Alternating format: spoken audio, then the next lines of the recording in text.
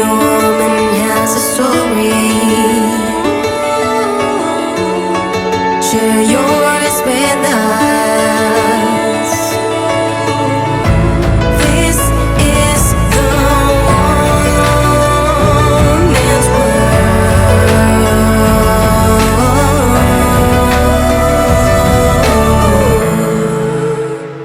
Yeah, welcome to Women's World Show. Here we use the breakthrough moment and word of a successful woman to inspire and motivate you.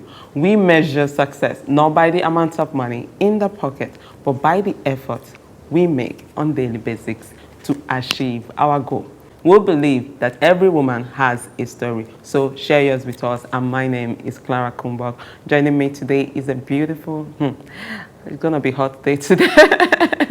Okay, he's a beautiful entrepreneur, the CEO of SAG Design and founder of Bedroom Matters. And she will be leading us into her world and at the same time discuss the topic of the day, which is Bedroom Matters. Thank you so much for coming, and it's so nice to have you. So nice to be here. You are beautiful in person. I've been stalking you on Instagram. Thank you. I've been stalking you too. You've been such an inspiration, your drive to pursue what you want to do. And why Bedroom Matters? Where did it start? It's The a passion long to story. talk, the passion It's to a long teach story. other people about sex in their marriage. Yes. Because you specifically about marriage or also to singles? Even singles. I recently started talking to singles because talking to married people have also taught me that sometimes most of the problems we have in marriages are foundational based. So I talk to the singles to also watch out for red flags, because sometimes we think we can change a person once we're married to them.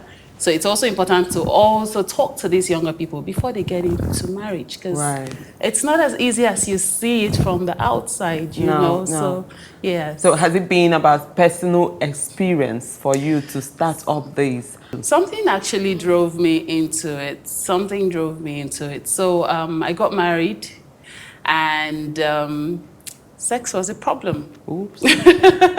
Yeah, so sex was a problem. I got married, and I was constantly hitting my husband every night. He tries to make a move, yes, but it was unconscious. So it wasn't like I was wide awake and I just punch him. No. You know, so I had just like unconsciously built a defense mechanism, because growing up I was raped, you know, so sex wasn't like fun for me.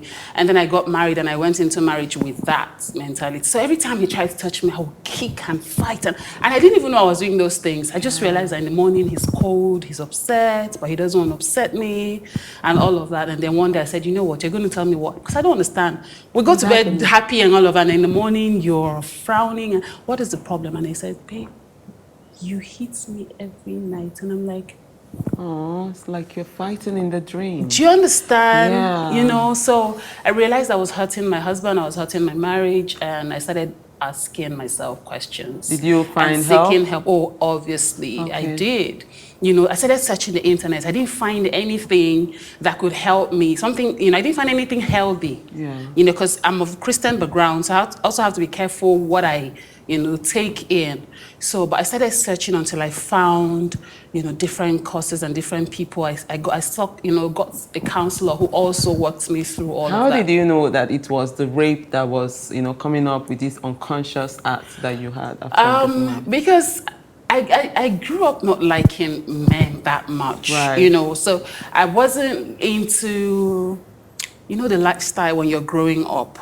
Yes, I would have a boyfriend, but the moment something happens, I'm out of the way. Like, he doesn't even understand why Cecilia walks, you know. But I've always known that that thing was a problem. I needed to deal with it. I needed to talk about it. But who would I talk about it with? Exactly. Do you understand? Here in Africa, in Nigeria, I don't think it's something that is it's encouraged. Not common for people to sit down and actually You're supposed talk to about hush. You know, you've been raped. You don't want people to, you know. So I couldn't talk about it with my mom. My dad is even out of the question.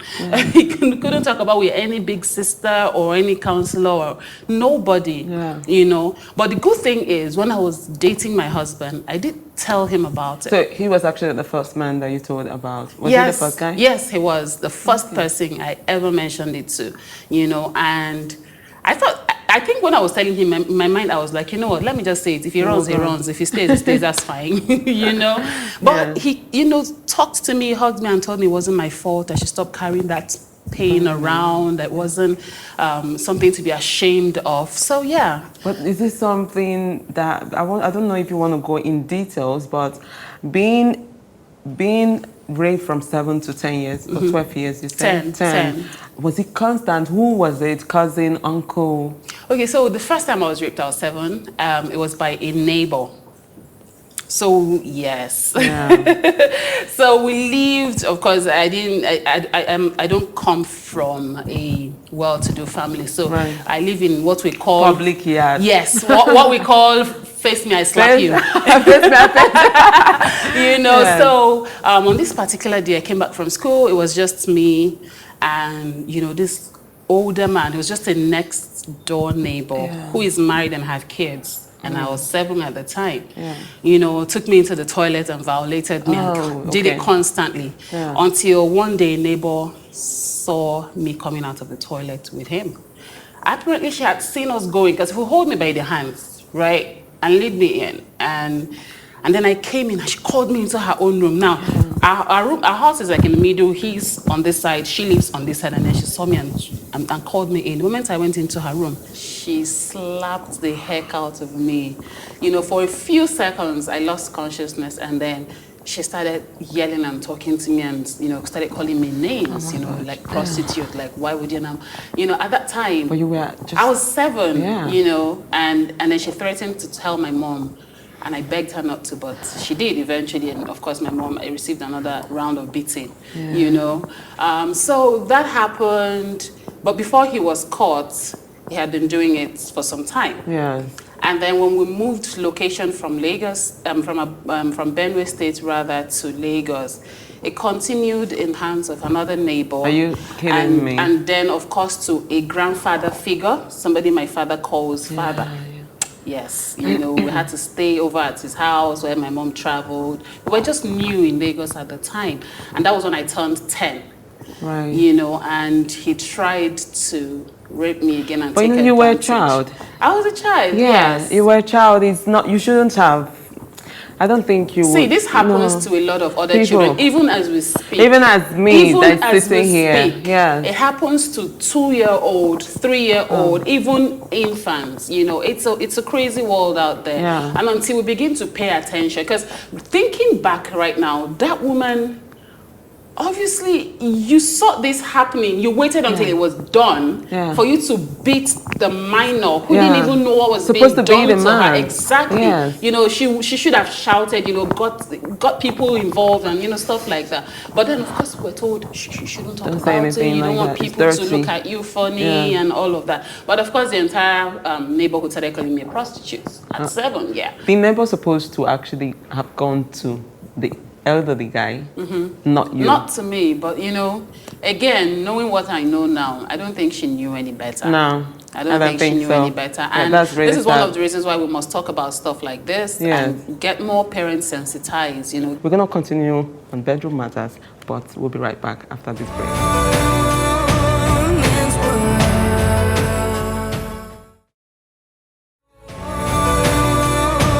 Man's world. You're welcome back again to Women's World Show. If you are just joining us here, we use the breakthrough moment and word of a successful woman to inspire and motivate you. It has been a very juicy one with my guests, juicy and a little bit emotional one, but we're going to go to the topic of the day now, which is bedroom matters. Cecilia Agu, the founder of Bedroom Matters. Yes, ma'am. Do you think that the no sex in marriage or bad sex or lack of sex in marriage causes this the high rate of divorce or such? Absolutely. Separation, divorce, Cheating husband or cheating wife? living flatmates, like I call it. Because, yeah, some people have gotten to a point where they just live in the marriage because of the children. No intimacy, no friendship, no commitment, nothing. Right. So sex is a huge part of the success. So you can't take God away from marriage. No. For me, that's very important. Okay. You can't take God away from marriage. After God, you can't take sex, you can't take money out of marriage, honestly, because those are like the two major reasons for divorce and separation in marriage. Sex, money. Yes. It's a very realistic one. Very, absolutely. But you know, we don't talk about it here. It's almost like you're dirty if you say it. It's almost like she's spoiled. Tell me, how would a girl out there say, it's not good? How? What's the word for it? Okay, so you can't just blot it out like that. Thank you. You can't just say, I know it. This thing is not sweet or it's just boring or something. No. You know, you also, and there's no one way to doing it. There are different dynamics. It has to be balanced. You know, it has to be exactly, and you have to, the truth is, I always tell people, you need to get married to your friend, somebody you can talk to. But if you're in a marriage right now, you guys don't have that sort of relationship. You need to first of all start working on your relationship. You need to start building friendship.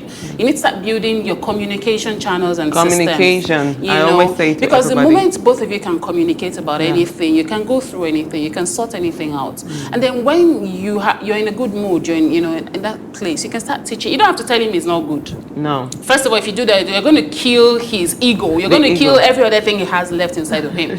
So it's on you as the woman to teach him. Now, how can a woman even teach if she doesn't even know her body? Exactly. You can't tell him, oh, I like it when you touch me here. Oh, there's no sensation when you touch me here. Oh, no, I feel irritated when you touch me here. Or some women feel irritated, but they're just there. Let me just do it for him. Hurry now, calm down.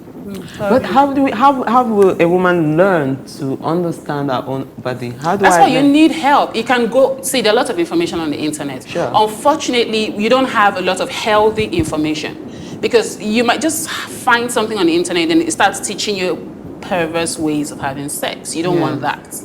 Do you understand? Yeah. So you want to learn in a healthy environment where you can learn the real thing. So when I'm teaching my women, we don't sugarcoat the words. Yeah. So I'm going to talk about your genital. I'll call it what it is. I know I also have to be careful because this is TV, but when I'm talking to you one-on-one, we call it what it is. Yeah. In the bedroom, it is what it is. It's not what you teach or what you call it when you're teaching your child. It's not what you call it when you're in the bedroom. Yeah. Right? Yeah. So, you have to learn all these things. If you don't know it, that's why you get help from people like us. That is where you mentioned about the communication thing, and that starts with when they are dating or cutting as a See, when you're dating, I always ask young people, what do you talk about? What do you even talk about? Because that's where the conversation comes I want to buy this hair, these shoes, or it tells you let's hang out, with the boys. That's all, really. You need to know all these kind of things. What do you like? Exactly. Where you're from? What are your values? Exactly. What is your purpose in life? What you want to achieve in the next 5-10 years? You need to know if you can handle this person. Marriage is not child's play. Marriage is not for children. Yeah. Marriage is two consenting adults, two forgiving adults, because you will always get on each other's nerves. But after people have children, it can really get challenging for some people to really come up with that desire again for the man to touch them, for them to feel something. So how do you establish this balance to love or like sex again with your partner as a woman? Even as a man, because there are women whose libido is really high and the man doesn't even after giving birth. There's after giving birth. No, I'm talking about it's both ways. All right. Saying the woman, how can she go back to understanding, or liking sex again? I'm saying that it's even, it even happens to men. Yeah. There are men who, the moment they get married and children come into the picture, he's worried about money for school fees, rent, baby food and all of that. So most of the time, sex is not on his mind. Meanwhile, the woman's libido is like this, his is like here. So it's both ways, really. Yeah. So one of the things that I always tell people is, we've been conditioned unconsciously to think that sex is not important, sex is dirty, you can buy sex anywhere, you can go on the street and you find this. It's a conditioning that we're not even consciously aware of. Do you understand? Yeah. So it's a thing of the mind. You tell yourself, is this important to me? What I usually ask people who come to me for help, what is important to you, the happiness of your marriage? You don't enjoy sex. Do you want to learn to enjoy sex? Yes. Are you ready to do what what it takes to enjoy sex? Yes.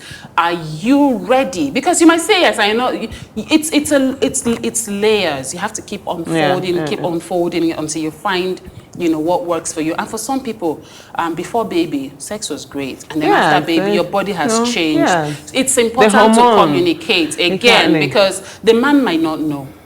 Let him in on how you're feeling. It's not a quarrel, not be fight. Now you nothing. said it. Yeah. You understand? Say it. You consciously tell him, but you can't say, no, Joe, no, Joe, no, Joe. You're fighting him. There's only so much a man can take. Yes, yes. You need to let him, carry him along with your feelings. But you guys needs to be friends. You need to talk about stuff. You need to go out together. You need to plan vacations. You need to take time off for yourself. So, for instance, yesterday, one of the women whose husband doesn't even talk to, he feels like he's the lion of the tribe of his family. So you cannot tell him anything that Yesterday, what she did was to tell him, please, I need to take some time off for myself. Can you help with the children or something? What did he say? What's so she has been giving it to him left, right, and center. What will he say? Okay. She needs to recoup. So she just shut her room, shut the door. She said, I ate all manner of junk yesterday, and I watched movies, and I slept, and the man took care of kids. Yes, he did, because she's been taking care of him and the kids. She is a miracle worker. No, I'm not. When he comes, okay, let's just call her the bedroom matters guru. But we'll continue this topic. I need you to grab your coffee and come on back.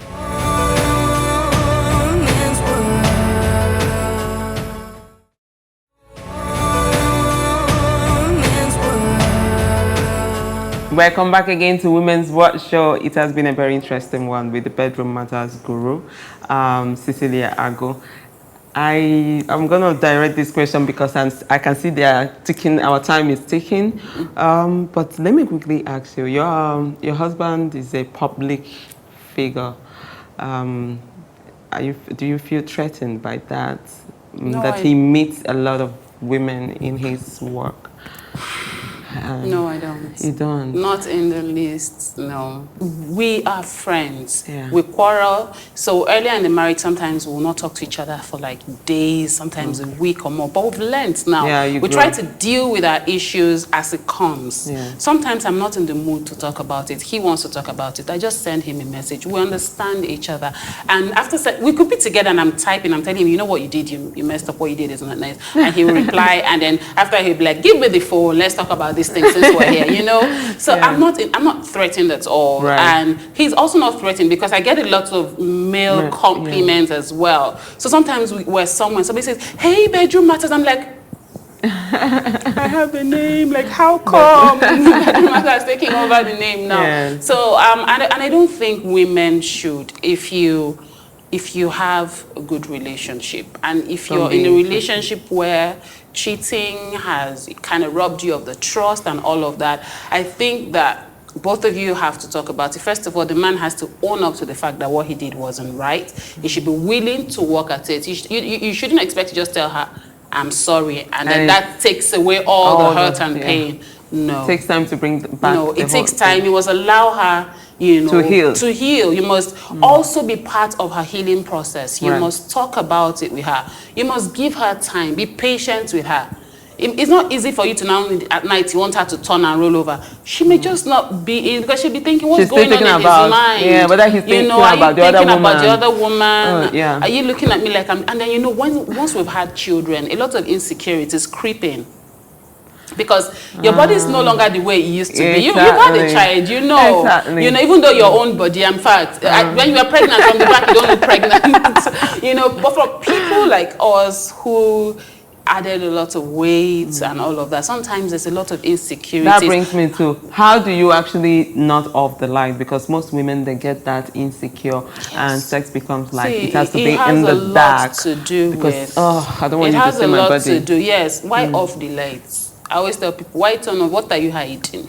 But I mean, I'm not saying every time the light has to be all bright and all, but it takes both of you to walk through it. If you know she's insecure about her body, it's your job as the man to tell her, See, before you start feeling this way, look at the children you've given to me. Yeah. Look at how beautiful they are. In my book, actually, I just made that specification of how to embrace yourself, how to accept that stretch mark. Yes. Because it is who you are now, you know, and if you don't like what you see being size 10, then walk out for Walk it. out. Most Do women, something. yes, most women, Do they something get about pregnant and they think they are eating for 2. And Which is a lie we've been sold. When I was pregnant with my first child, I ate for 2. they sold us that lie. I ate for 2, My but mom then would say- I knew, I realized rather, you know. When you were pregnant for the with my second. second one, Yeah. no. I ain't about to get that big anymore. No, because you are not actually. Because we're actually even encouraged here in Africa to eat. Don't you know you're carrying somebody inside of you? Eat for the baby is hungry. And you Eat know, for the being baby. big was something of a sign of Good living, evidence of good living. Yeah. So I also teach women to be confident in themselves, be confident in your body, as well as teach the men. I have insecurities. As much as you look at me and you think, oh, she has it all together. I have insecurities. My husband loves the stretch mark. He tells me, in fact, we quarrel when I try to lose weight. You know, yes. He quarrels. He was like, I didn't marry a skinny person. I've always wanted somebody. He said, I don't want to be looking for you in the bed. You know? So, see, everybody's marriage is unique. Yeah, Everybody's body type is unique. It is true. And if you have a problem with it, talk to somebody about it. Do something about it. Husbands, help your wives, especially if they've been through miscarriages. Even if you can't see a baby now, something has happened to her body. You know, you also seek help. And I always tell women, we do something very wrong all the time. We run to our family to tell them when things are not working out in our marriages. No, you're hurting the marriage because you're planting a seed in your people's mind. Even when you guys settle, you've left a seed, and that seed will grow. Yes. The same thing with the men. There are men who carry their wives and go and report, and then they call the woman into a family meeting, like a mini court, and she's standing there, and you people are asking her questions like she's a baby. Does things like that still happen? Oh, every day. I counsel people every day. Yes, it does. You know, so we must learn to understand. If you don't want to get married, don't get married. It's not by force. It's not for everybody. It's not a do or die. No. But if you're married, do everything to make your marriage work. This our conversation is so juicy. I don't want to leave you, but unfortunately, I think our clock is ticking. I really. don't want it to end. Yes, let me invite myself again. You are. I'll invite myself again. I'll come again. You are. As in, I'd say I follow you and I use your replay. You know, your midnight meetings. I replay it when I'm working out in the morning because I like, wow. I see the way you give it with everything in you. It's just so inspiring. Thank you so much, and keep it going, please. But before I let you go, I need you to get me into some secrets where she is. I need you to tell me the most recent embarrassing thing that have happened to you. Let me think about it. I'm not easily embarrassed though. Are you a no-care woman? Like, don't care. Before you think I've embarrassed myself, like I probably would have embarrassed myself and tell you, I know that okay. Sure. Nobody's perfect, you know, but I can't really, honestly, and this is not me feeling... What's close to embarrassment to you? Maybe crying on live, Insta Live. Yeah. I think, I don't know if that counts as embarrassing, but I felt bad. If you feel that is embarrassing to you, then that counts. Yeah, because I mean, afterwards I was like, but why did you even do it? My husband made me do it because he doesn't want to hear that you're not in the mood to go live when everybody's expecting you. So he pushes me to do bedroom matters, you know. So, but afterward, I didn't feel great. I mean, tearing live, and people were saying, I'm like, it's okay, you can go, we'll talk, we'll see you next week. I felt embarrassed. But before I let you go, we have a tradition again, which is we give you a present, and that is your cup over there. We need to ask you, can I go with this thing? Of course, you are going with it. Women's World Show, please. So you are going to go home, take your robe, you know that your me time. You need to sit down and say, you're having a me time, the coffee. and the water tastes different because it's in this cup. Why is she talking that I put water in her cup? Yeah, the water tastes different. Well, I don't like to take anything else but water these days. I lie. I still sneak in and drink something else. We have to drink, but I love my glass of red wine. But thank you so much for coming. Thank and you I for hope to have having you me, soon Clara. again. Thank you so much. Thank you. It has been an interesting one with the Bedroom Matters guru herself. For more information about my guest, please go to her website, www.bedroommatters.com, and she is on Instagram. And of course, visit us on www.womenswatchshow.com. I love you for watching.